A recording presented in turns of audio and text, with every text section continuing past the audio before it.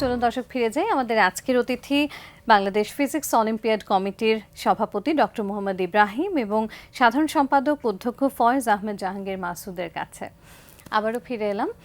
আজকের এই আয়োজনটি একটু বিশেষ, তার কারণ হচ্ছে সারা বাংলাদেশের অংশগ্রহণকারী যারা গত 16তম বাংলাদেশ ফিজিক্স অলিম্পিয়াডের সাথে ছিল, তারা সবাই আসলে মুখিয়ে আছে কোন দলগুলো বা কাঙ্ক্ষিত কোন অংশগ্রহণকারীরা যাচ্ছে পরবর্তী ধাপে, যেখানে তারা এশিয়ান ফিজিক্স অলিম্পিয়াড এবং আন্তর্জাতিক ফিজিক্স অলিম্পিয়াডে অংশগ্রহণ করতে পারবে। সো আজকে এই পর্বের মধ্য দিয়ে আমরা তাদের নামগুলো জানতে পারবো। তবে তার আগে 16তম বাংলাদেশ ফিজিক্স অলিম্পিয়াডটার আয়োজনের পেছনের যে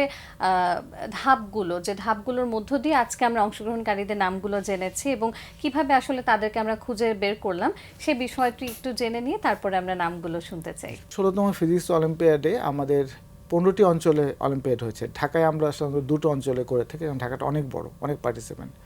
তো এই 15টি অঞ্চলের মাধ্যমে এটাকে আমরা আঞ্চলিক অলিম্পিয়াড বলি। সেই বিজয়ীদের আমরা এবছর করেছি ঢাকার বাইরে। আমরা মাঝে মাঝে অন্যান্য অঞ্চলগুলোকে প্রমোট করার জন্য ঢাকার বাইরেও করে থাকি। যেমন এর আগে আমরা সিলেটে করেছি, চট্টগ্রামেও করেছি। তো এবছরও চট্টগ্রামে আয়োজক খুব শক্তিশালী ছিল এবং তারা আগ্রহ প্রকাশ করেছে যে তারা এবছর জাতীয় অলিম্পিয়াড করবে। তো চট্টগ্রামের কোন জায়গায় করা যায়? তো সবচেয়ে ভালো যে ভেন্যুটা ফয়েজ লেক, সেখানে বাচ্চারা গিয়ে অনেক মজা করে, ফান করে। তো আমাদের আসলে একটা উৎসব, ফিজিক্স অলিম্পিয়াডের উৎসব হয়। সেখানে বিজ্ঞান নিয়ে অনেক প্রশ্ন হয় এবং বড় বড় বিজ্ঞানীরা আসে, সেলিব্রিটি বিজ্ঞানীরা আসে, ওদেরকে দেখে প্রশ্ন করে। পাশাপাশি পরীক্ষাটা হয়, সারাদিন ব্যাপী অনুষ্ঠান হয়। চট্টগ্রামে হলো, তো ওখান থেকে আমরা বিজয়ীদের নির্বাচন করলাম, ওদের প্রাইজ টাইজ দেওয়া হলো। তারপর ওদেরকে ঢাকায় নিয়ে আসলাম, কারণ আন্তর্জাতিক অলিম্পিয়াডে অংশগ্রহণ করতে গেলে তো ওখানে যারা বিজয়ী হয় সবাই যেতে পারবে না, মাত্র 5 জন আন্তর্জাতিক অংশগ্রহণ করে, আর এশিয়ানে অংশগ্রহণ করে 8 জন। তো এই সংখ্যাটা ছোট করতে হবে। তখন এখানে আমরা আরও অনেকগুলো পরীক্ষা নিলাম, আরও অনেকভাবে ওদেরকে অ্যাসেস করলাম, প্রবলেম সলভিং ক্যাপাবিলিটি কেমন আছে সেটা দেখলাম। দেখে অনেক পরীক্ষার মাধ্যমে তারপর সেই টিমটা সিলেক্ট হয়েছে। আমরা তাহলে নামগুলো জেনে নিয়ে এবার তাহলে আমি একটু এই স্যারকে নামগুলো হ্যান্ড ওভার করছি। এটা হলো কোরিয়া, যেটা এশিয়ান ফিজিক্স অলিম্পিয়াড। প্রথমে এই এশিয়ান যে ফিজিক্স অলিম্পিয়াডটা হতে যাচ্ছে সাউথ কোরিয়াতে, বুসানে, সাউথ কোরিয়ার বিখ্যাত শহর বুসান। সেখানে আমরা যে কজনকে নির্বাচিত করেছি তাদের নামগুলো বলছি। নাফিস সাদিক, একাদশ শ্রেণীর শিক্ষার্থী, Rangpur cantonment public school and কলেজের ছাত্র। ফাহিম পারভীন, দ্বাদশ শ্রেণীর শিক্ষার্থী, নটরডেম কলেজ, ঢাকা। মোহাম্মদ সাইফান আলী, একাদশ শ্রেণীর ছাত্র, প্রিমিয়ার স্কুল, ঢাকা। তারপর নির্বাচিত হয়েছে সিএম রফাত হাসনাইন, দ্বাদশ শ্রেণীর শিক্ষার্থী, নটরডেম কলেজ। তারপর অদিত্য পল অয়ন, দ্বাদশ শ্রেণীর শিক্ষার্থী, মুরারি চাঁদ কলেজ, সিলেট।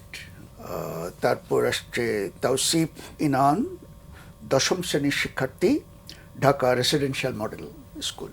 তারপর যে নির্বাচিত হয়েছে সে হলো এইচ.এম. সুহাইল সিফায়েত, দশম শ্রেণীর শিক্ষার্থী, ideal school and college, Dhaka. তারপর হচ্ছে যুগান্তর দে, দ্বাদশ শ্রেণীর শিক্ষার্থী, Notre Dame college, Dhaka. Notre Dame college বেশ কয়েকবারই এসছে। আমরা একজনকেই এবার পাঠাচ্ছি এশিয়ান ফিজিক্স অলিম্পিয়াড 2026। বাহ, চমৎকার। সকলের প্রতি অনেক অনেক অভিনন্দন এবং শুভকামনা থাকবে। এবং আমরা আমাদের আজকের এই আয়োজনের মধ্য দিয়ে কিন্তু পেয়ে গেলাম 26তম এশিয়ান ফিজিক্স অলিম্পিয়াডের যে শীর্ষ 8 প্রতিযোগী যারা নির্বাচিত হয়েছে, যারা যাচ্ছে এই প্রতিযোগিতায় বাংলাদেশকে প্রতিনিধিত্ব করতে, তাদের নাম। এবারে কি আমরা আরও 5 জনের যে টিমটা আন্তর্জাতিক ফিজিক্স অলিম্পিয়াডে যাচ্ছে তাদের নামগুলোও কি আজকে জেনে নিই? এর আগে একটু বলে নেই, ইন্টারন্যাশনাল ফিজিক্স অলিম্পিয়াড যেটা হয় এবার, এই জায়গাটা প্রধান আকর্ষণ হচ্ছে আন্তর্জাতিক ফিজিক্স অলিম্পিয়াড, কারণ এখানে প্রায় 100টি দেশ অংশগ্রহণ করে, আর এশিয়ানে অংশগ্রহণ করে 30-র মতো। তো এইখানে হচ্ছে এবছর এমন একটি জায়গায় হচ্ছে, সেটা হলো আপনার দক্ষিণ আমেরিকার কলম্বিয়া, এবং সেটার বুকারামাঙ্গা। জি কারেক্ট। তো এটা হচ্ছে একটু ব্যাকওয়ার্ড আমাদের জন্য, এবং মানে এটা হচ্ছে পৃথিবীর এক মাথা থেকে আরেক মাথা যাওয়ার মতো অবস্থা, বেশ কষ্ট করে যেতে হবে। এবং আমাদের তার্কিতে যেটা এখনো পর্যন্ত আমরা দেখছি যে প্রায় 21 ঘন্টার মতো ওখানে লেওভার আছে, বাট এগুলো আমরা ম্যানেজ করব। বাট আমরা টিম অ্যাটেন্ড করবো সে কলম্বিয়া, কারণ আমরা চাই না যে কোনো ইন্টারন্যাশনাল ফিজিক্স অলিম্পিয়াডে আমরা একবার যেতে পারি নাই, মনে আছে, সেটা হলো ইসরায়েলে আমাদের হয়েছিল। ইসরায়েলে হয়েছিল, তখন আমাদের এটা রেস্ট্রিকশনের কারণে যেতে পারিনি এই 16 বছরের মধ্যে। বাট এই কলম্বিয়াটা যেটা ছিল, কলম্বিয়া, এটা নিয়েও আমাদের প্রশ্ন ছিল যে আমাদের টিম পাঠাতে পারবো কিনা, বাট আমরা সার্বিক প্রস্তুতি সম্পন্ন করেছি এবং আমাদের টিম যাচ্ছে ইনশাআল্লাহ। তো আমি নামগুলো আমি স্যারের কাছে দিয়ে দিই। স্যার প্লিজ একটু আপনি। ইন্টারন্যাশনাল ফিজিক্স অলিম্পিয়াড আন্তর্জাতিকভাবে যেটা হবে সুদূর কলম্বিয়ায়, দক্ষিণ আমেরিকা, বুকারামারা যে জায়গাটা, সেখানে আমরা এখানের জন্য 5 জন যে নির্বাচিত হয়েছে তাদেরকে, তাদের মধ্যে অনেকে এশিয়ানেও যাচ্ছে। আচ্ছা আচ্ছা। নাফিস সাদিক একাদশ শ্রেণীর শিক্ষার্থী, Rangpur cantonment public school and college. Aditya Rahman দ্বাদশ শ্রেণীর শিক্ষার্থী, saint Joseph international school Dhaka. Fahim Parvin দ্বাদশ শ্রেণীর শিক্ষার্থী, নটরডেম কলেজ ঢাকা। তারপর আসছে মোহাম্মদ সামিউল ইসলাম দশম শ্রেণীর শিক্ষার্থী, ময়মনসিংহ জেলা স্কুল ময়মনসিংহ।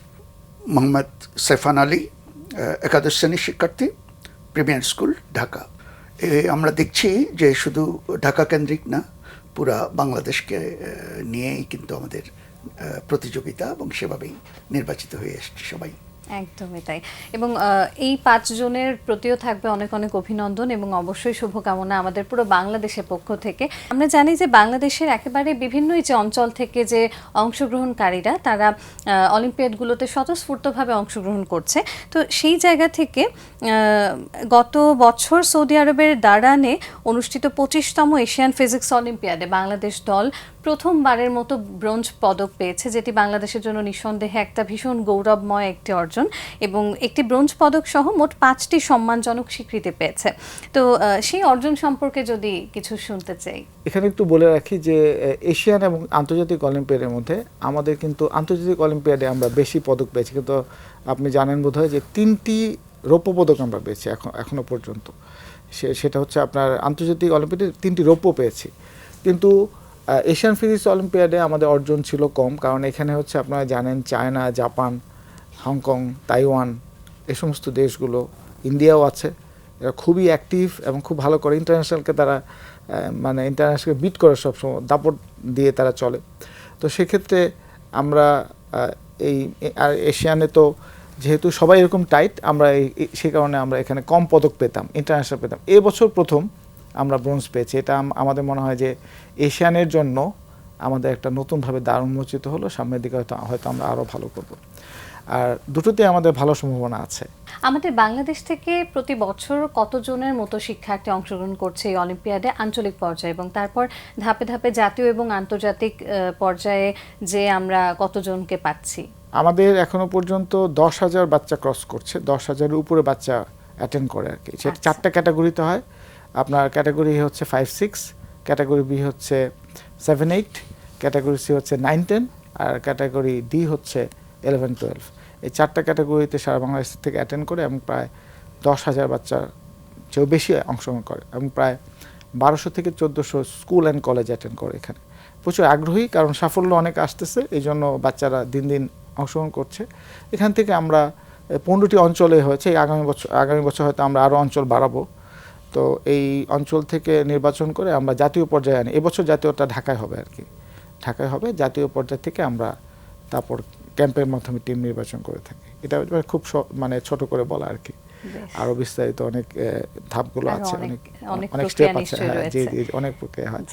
স্যারের কাছে আসতে চাই এই পর্যায়ে যে বাংলাদেশের ফিজিক্স অলিম্পিয়াডগুলোতে যে অংশগ্রহণকারীরা অংশগ্রহণ করছে, যে শিক্ষার্থীরা, তারা কিন্তু পরবর্তীতে আন্তর্জাতিক বিভিন্ন বিশ্ববিদ্যালয়ে নানান ধরনের সুযোগ তারা পেয়ে থাকে, এবং আমরা জানি যে আন্তর্জাতিক যে বড় বড় বিশ্ববিদ্যালয়গুলো রয়েছে সায়েন্স এবং অ্যান্ড টেকনোলজি নিয়ে, যে বিশ্ববিদ্যালয়গুলো সারা বিশ্বব্যাপী একেবারে টপ র্যাঙ্কিংয়ে রয়েছে, সেই বিশ্ববিদ্যালয়গুলোতে দেখা যায় যে তারা খুব ভালো ভালো স্কলারশিপ নিয়ে এগিয়ে চলেছে। এই বিষয়টি সম্পর্কে আপনার কাছ থেকে একটু শুনতে চাই। এই অলিম্পিয়াডের পুরো ব্যাপারটাই যে আমরা শুনলাম, একেবারে আঞ্চলিক ভিত্তিতে হাজার হাজার ছাত্র আসছে, যে বুদ্ধিবৃত্তিক যে একটা ফেস্টিভ্যাল হতে পারে, এটা ইটসেলফ একটা বড় জিনিস। সবাই যে আমাকে হার্ভার্ডে যেতে হবে এবং সেখানে স্কলারশিপ পেতে হবে, ওটাই একমাত্র লক্ষ্য, এরকম কোনো ব্যাপার না। এটা হলো বুদ্ধিবৃত্তিক চর্চা এবং তার মাধ্যমে আনন্দ এবং প্রতিযোগিতা প্রতিযোগিতা তো সব কিছুতেই হয়, ফুটবল খেলায়ও হয় সব, কিন্তু বুদ্ধিভিত্তিক একটা প্রতিযোগিতা যেটা ফিজিক্সের মতো একটা সাবজেক্টে, এটা তার মনের যে দিগন্ত এটা অনেক প্রসারিত করে। এবং তার সাথে যখন আছে যে সামনে অনেকগুলো ধাপ আছে, যে এশিয়ার, আন্তর্জাতিক, এটা তার দিগন্তকে আরও বিস্তৃত করে। আমরা যদি শেষ পর্যন্ত আসি, যারা ফিজিক্সের মতো একটা সাবজেক্ট পড়ছে, আনন্দ পাচ্ছে, তাদের এটা নিয়ে বহুদূর যাওয়ার একটা স্বপ্ন থাকে, এবং সেই স্বপ্নে বাস্তবায়নে এটা একটা তার জন্য সাথী হয়। কারণ আপনি প্রশ্ন করেছেন যে বিদেশে বড় বড় বিশ্ববিদ্যালয়গুলোতে যাওয়ার পথটাকে কতটা সুগম করে। সেটা সুগম করে অন্য কোনো কারণে না, তারা তো আরও অনেকভাবে দেখছে। কিন্তু আমি যদি আমেরিকান বা ইউরোপীয় বিশ্ববিদ্যালয়গুলো নাম করা বা ইংল্যান্ডের নাম করা, তারা কিন্তু শুধু পরীক্ষার রেজাল্টটা দেখে না, পরীক্ষার রেজাল্ট অবশ্যই দেখে, কিন্তু তার সাথে দেখে এর সম্ভাবনা কতখানি, এর প্রসারিত হওয়ার সম্ভাবনা কতখানি। অলিম্পিয়াডকে তারা দেখে এই যে ছাত্র, এ কিন্তু তার গণ্ডির মধ্যে নাই, সে অঞ্চলে গেছে, সে জেলায় গেছে, তারপর সে জাতীয় লেভেলে গেছে, সে আন্তর্জাতিক লেভেলে যাওয়ার চেষ্টা করেছে। সবাই তো যায়নি, কিন্তু চেষ্টা করেছে। যে গেছে শুধু সে যে স্কলারশিপ পাবে তা না, কিন্তু যে যাচ্ছে না সেও পাবে, সে পাবে তার চেষ্টার জন্য, তার প্রসারণের জন্য। তো কাজেই এটাকে আমাদের নিতে হবে আরও বড় মাপে, শুধু যে গেছে তার জন্য নয়, যারা যাওয়ার সম্ভাবনা ছিল তার জন্য। অনেক ধন্যবাদ।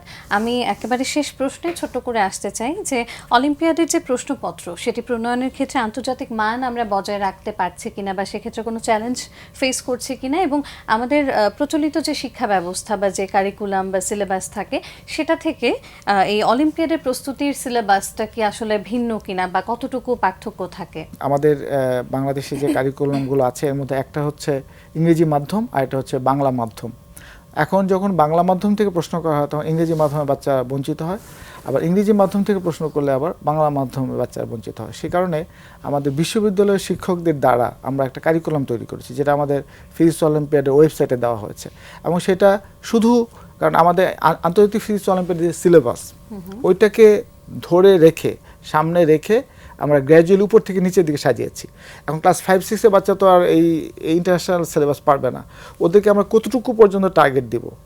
আমাদের অনেক বাংলা মিডিয়ামের বইতে 5-6 ফিজিক্সই নাই, কিন্তু বিজ্ঞানটাকে প্রমোট করার জন্য কতটুকু পর্যন্ত আমরা নামাবো ওই গ্র্যাজুয়ালি আমরা তৈরি করেছি, যার ফলে ওই সিলেবাসটা যে ফলো করে, শুধুমাত্র যারা 5-6 পড়ে তারা 5-6 বই পড়লে অলিম্পিয়াডে কখনো ভালো করতে পারবে না, কারণ প্রবলেম সলভিংয়ের উপর গুরুত্ব দেওয়া হয়।